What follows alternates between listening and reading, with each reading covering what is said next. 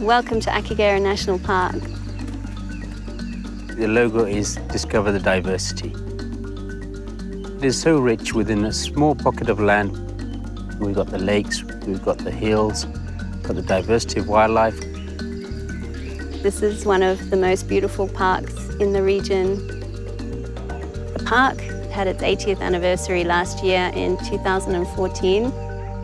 Historically, it's probably got one of the best conservation stories, not often talked about because of Rwanda's position. Akagera is a story of rebirth and the story of resilience, just like the story of Rwanda. Once people come and they enjoy the experience, they see the wildlife, they're mesmerized by the beauty of the park, they're sold on the conservation of the area.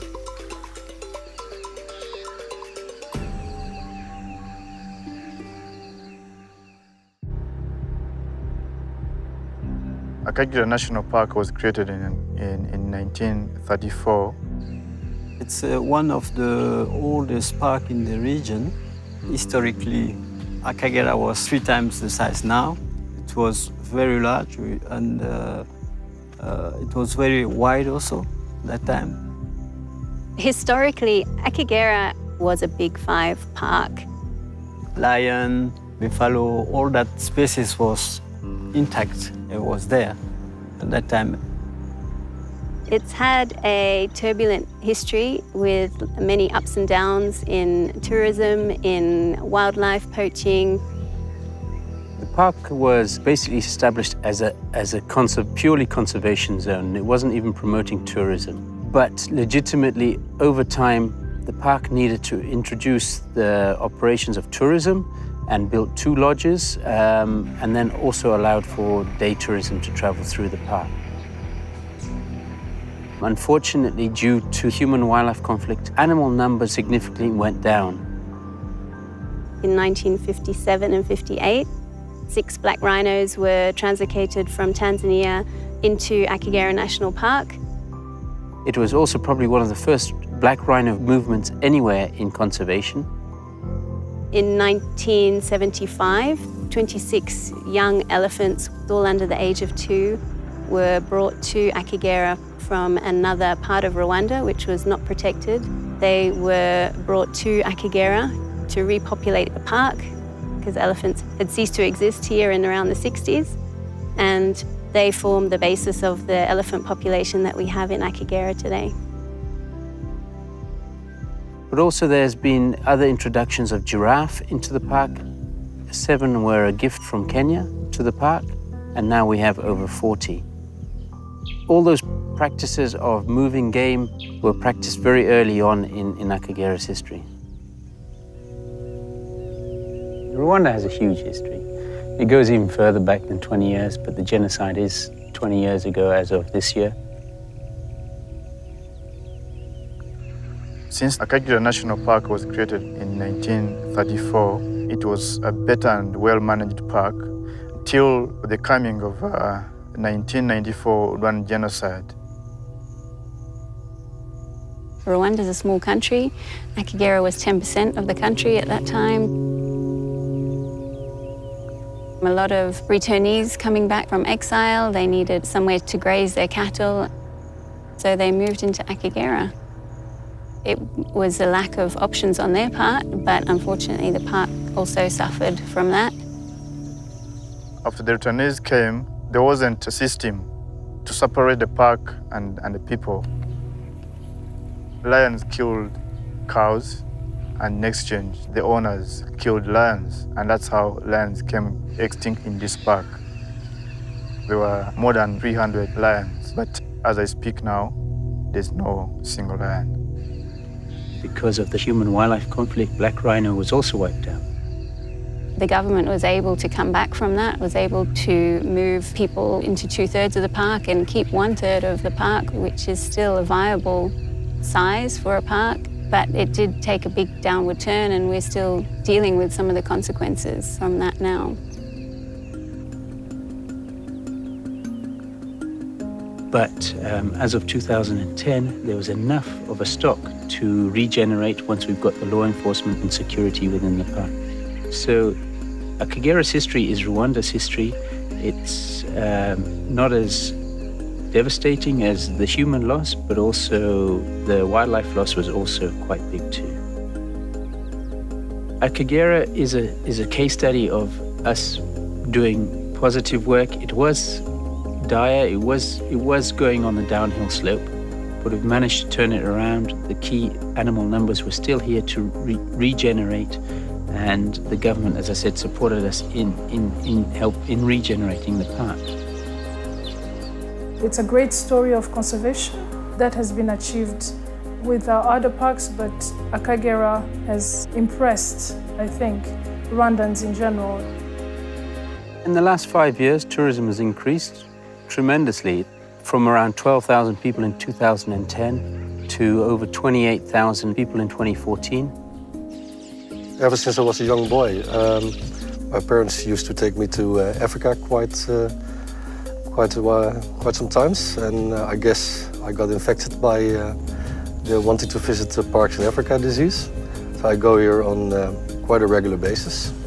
Once or twice per year I try to visit a park. What I really like about visiting the park here is that you see that the conservation story is working out really well.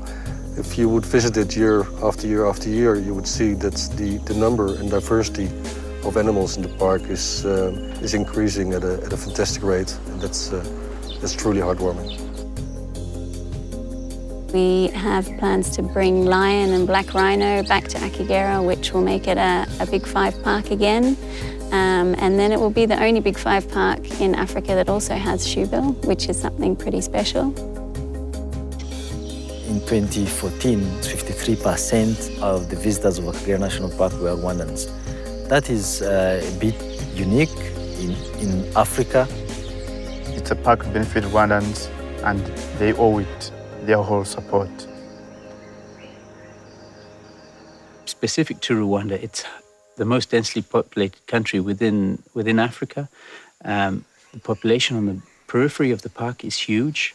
A lot of the people used to rely on the park for resources or cattle grazing or firewood or water. So it's key now to make the community aware that we're managing the park, but we're managing it for Rwanda, and the potential they can have from good management of the park is never ending. We are aware that it's only when people start seeing benefits from the park that they can support us conserve the park. So we prepared this play, this drama that we took around the villages, showing people the behavior of lions and how they could benefit from the lions coming back to Akagera National Park, how they could benefit from the potential increase in tourism numbers and revenues. bivuze ko nyine barabizi bazi gukina ikinamico nagira ngo natinze nizere ko biteguye baseruke batangire umukino.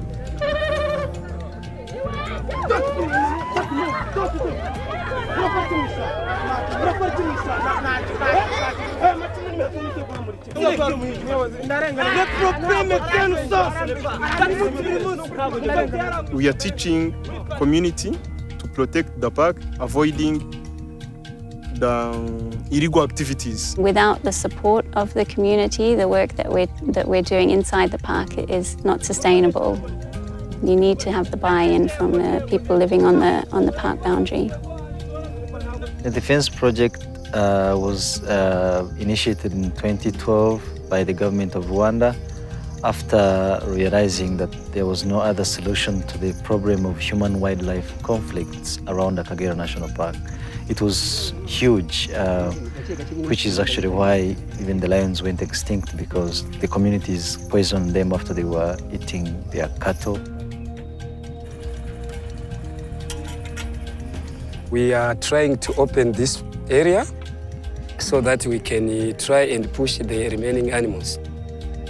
Because when the fence was elected, there was a lot of animals in and out. The community now, they are helping us go and push animals inside the park.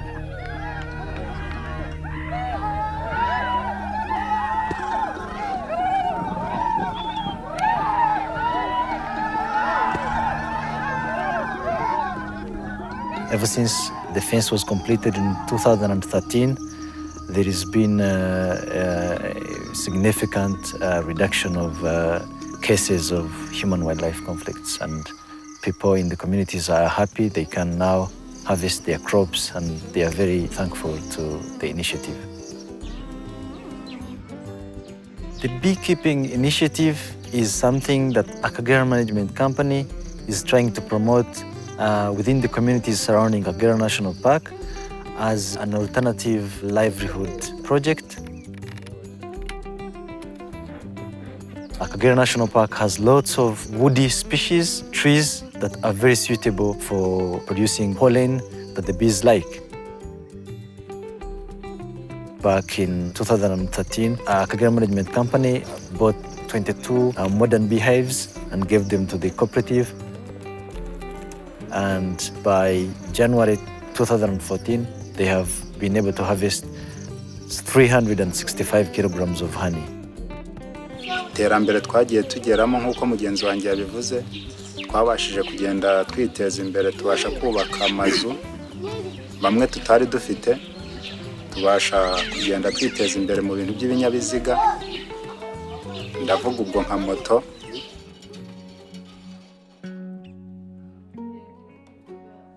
The Akagera Women's Cooperative, it's a group of women who have been doing handcrafts since 2007. Aka niko gakapu ka mbere nize kudoda muri koperative. We approached them about putting some of their products in the Akagera National Park gift shop. Bumva rero nitumara kwagura isoko ibikorwa bibaye byiza bizatugirira akamaro kuko natwe tuzaba twihesheje agaciro, tuheshe n'igihugu cyacu agaciro. We are doing all this to support local communities to benefit from tourism.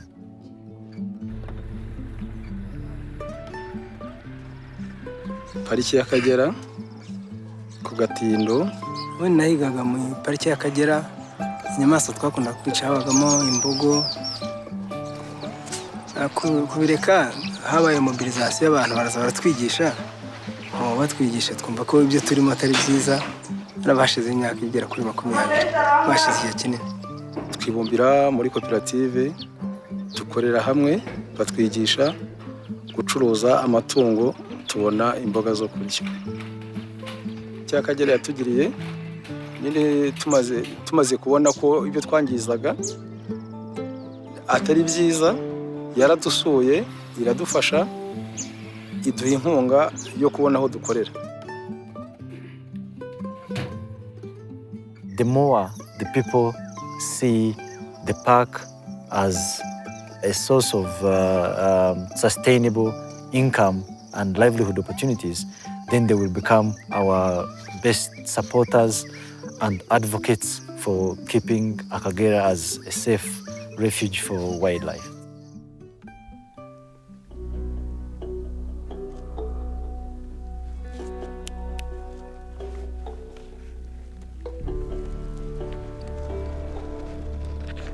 I'm inspired by the people on the ground and the rangers. They work every day going out into the field.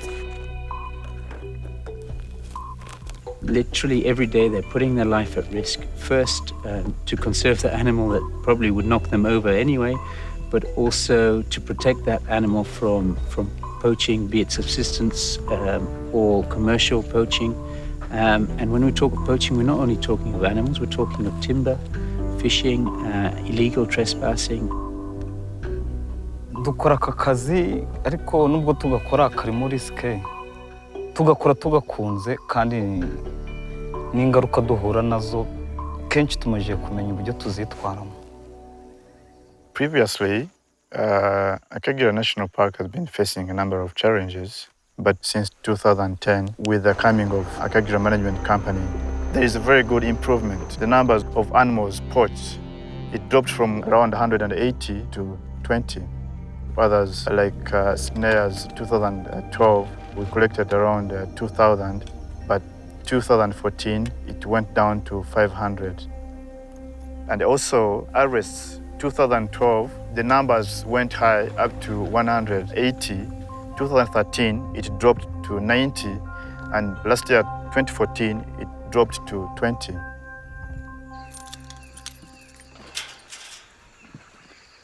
My position is as law enforcement manager for African parks. So I come from military backgrounds. I spent the last 6 years contracting in Africa and helping out with anti-poaching throughout the continent. This is an example of exactly what some of our forces have captured over time. Every one of them represents a potential dead animal, and that's exactly what we're trying to stop. Without the animals, we don't have tourists. Without tourists, we've got no income or revenue, and these places will just turn into wastelands. Yeah, this is about 5 years' worth of snares that have been collected over time by teams sweeping through the bush. Our biggest concern in terms of frequency is this wire. Often a lot goes missing from different fences all around the region. We have to keep a tight control of our fencing stalls. If any goes missing, then we might pick it up 2 weeks later in the bush. More of a concern are snares such as these, your larger, heavy cable-type snares. These are incredibly strong, and they're used for all sorts of game. They can be used for buffalo, for hippopotamus. We've even found these 4 meters up in a tree now trying to snare giraffe. Once these come on, they're almost impossible to come off, and the game go through a very slow and very painful dying.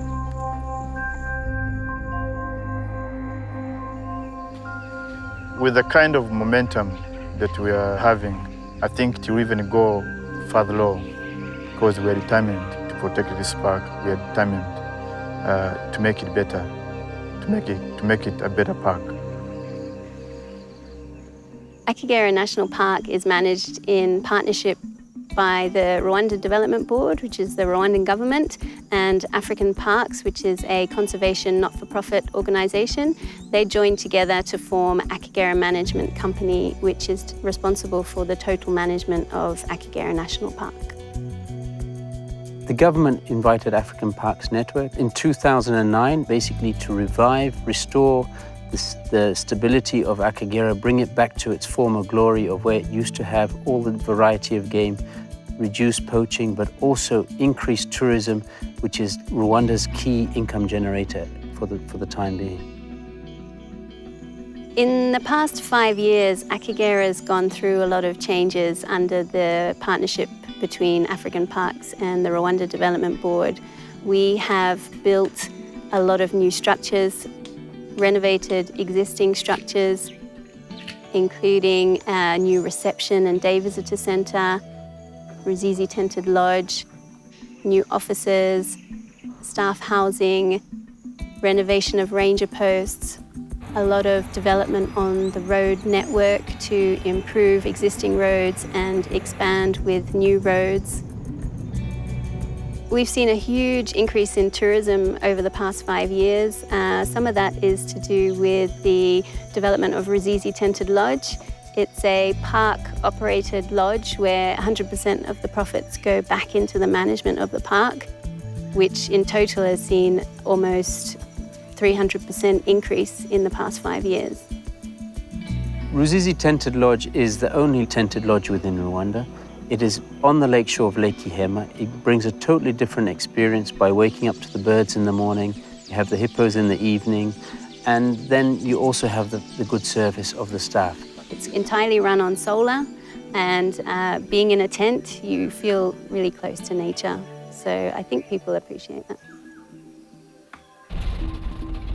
Freelance Guides is a system basically bringing in young youth from the community to become guides, to become the ambassadors for the wildlife.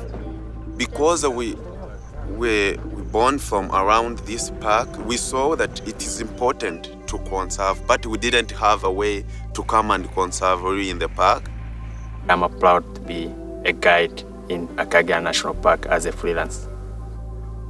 Because we are earning money, enough money, so we are helping our parents, we are helping the community. So they're starting to realize that an income, a passion, and also preserving and conserving the wildlife will bring them the future, basically. In the coming years, we hope to have a 5-star luxury lodge based in the north, Eco Lodge. We hope to bring in houseboats, which is another product, a temporary bush camp product, which is people sleeping under the stars for a few nights. and then also walking safaris where they'll be guided by a professional guide, walking through the terrain and getting a real feeling of what it is to be walking within nature. That is as we go along into the future.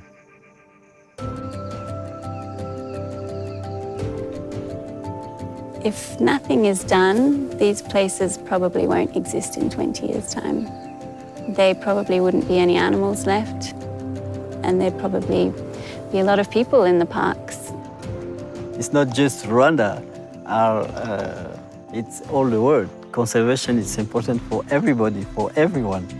You know, we have to keep that system working because it's our life. We're able to look back and actually see quite dramatic changes, and that keeps you motivated to move forward and realize the potential. Akagera has proven a success story, and with the reintroduction of lions and rhinos, we will only see a bigger notice for Akagera at national and international levels. The key is to just buy time. We don't know the future. We don't know what it holds. We know there's something special there. We know that our grandkids cannot do without those in the future, or we would like to show it to them. The cold, hard reality is that conservation of wildlife in Africa has to pay its own way. It's all, well and nice to sit back and appreciate the beauty of it all, but if it can't pay for itself, then it has no value and no use. And that's what we're doing here in a number of other parks, proving that conservation and protection of wildlife can pay its own way.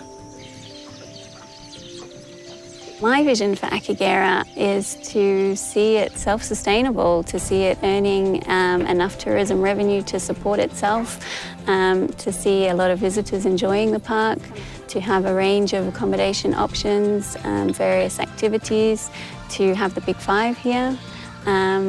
It's got a lot of potential.